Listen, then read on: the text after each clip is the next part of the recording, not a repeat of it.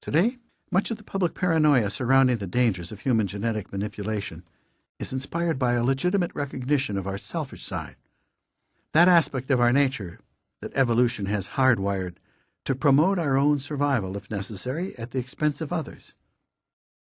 Critics envision a world in which genetic knowledge would be used solely to widen the gap between the privileged, those best positioned to press genetics into their own service, and the downtrodden, those whom genetics can only put at greater disadvantage.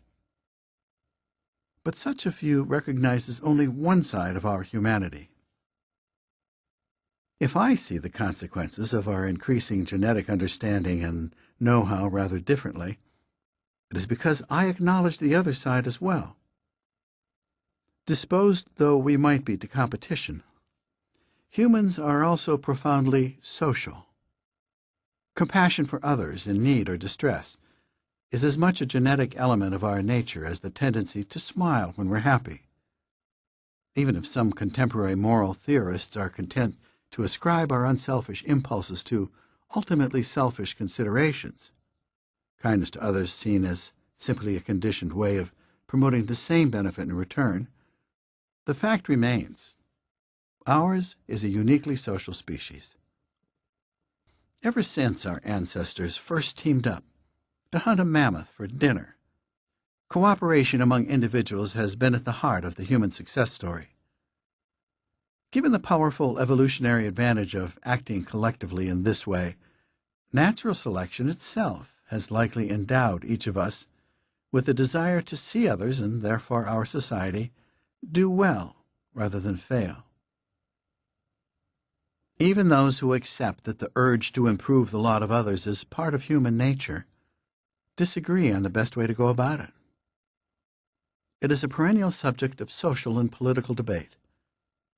The prevailing orthodoxy holds that the best way we can help our fellow citizens is by addressing problems with their nurture. Underfed, unloved, and uneducated human beings have diminished potential to lead productive lives. But, as we have seen, nurture, while greatly influential, has its limits, which reveal themselves most dramatically in cases of profound genetic disadvantage. Even with the most perfectly devised nutrition and schooling, boys with severe Fragile X disease will still never be able to take care of themselves. Nor will all the extra tutoring in the world ever grant naturally slow learners a chance to get to the head of the class. If, therefore, we are serious about improving education, we cannot, in good conscience, ultimately limit ourselves to seeking remedies in nurture. My suspicion, however, is that education policies are too often set by politicians to whom the glib slogan, "Leave no child behind," appeals precisely because it is so completely unobjectionable. But children will get left behind if we continue to insist that each one has the same potential for learning. We do not as yet understand why some children learn faster than others, and I don't know when we will. But if we consider how many commonplace biological insights, unimaginable 50 years ago, have been made possible through the genetic revolution, the question becomes pointless. The issue rather is this: are we prepared to embrace the undeniably vast potential of genetics to improve the human condition, individually and collectively? Most immediate, would we want the guidance of genetic information to design learning best suited to our children's individual needs? Would we in time want a pill that would allow Fragile X boys to go to school with other children? Or one that would allow naturally slow learners to keep pace in class with naturally fast ones? And what about the even more distant prospect of viable germline gene therapy? Having identified the relevant genes, would we want to exercise a future power to transform slow learners into fast ones before they're even born? We're not dealing in science fiction here. We can already give mice better memories. Is there a reason why our goal shouldn't be to do the same for humans?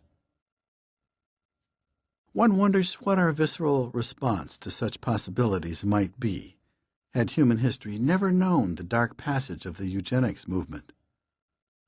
Would we still shudder at the term genetic enhancement? The reality is that the idea of improving on the genes that nature has given us alarms people.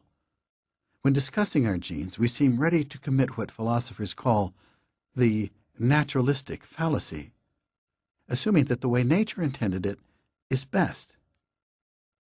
By centrally heating our homes and taking antibiotics when we have an infection, we carefully steer clear of the fallacy in our daily lives. But mentions of genetic improvement have us rushing to run the nature knows best flag up the mast. For this reason, I think that the acceptance of genetic enhancement will most likely come about through efforts to prevent disease. Germline gene therapy has the potential for making humans resistant to the ravages of HIV. The recombinant DNA procedures that have let plant molecular geneticists breed potatoes resistant to potato viruses could equally well make humans resistant to AIDS. But should this be pursued?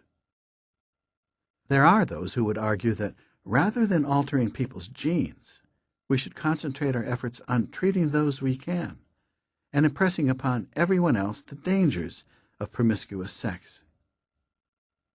But I find such a moralistic response to be profoundly immoral.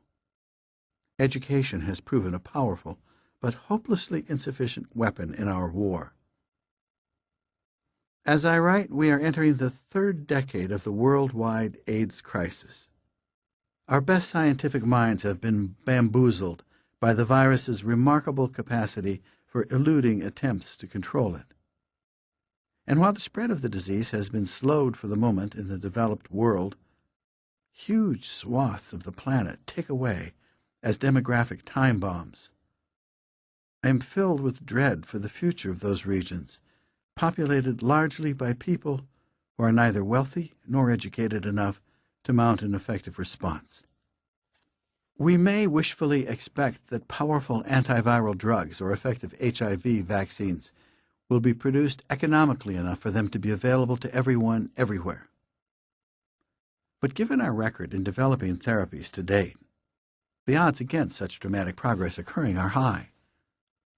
And yet, those who propose to use germline gene modifications to fight AIDS may, sadly, need to wait until such conventional hopes turn to despair and global catastrophe before being given clearance to proceed.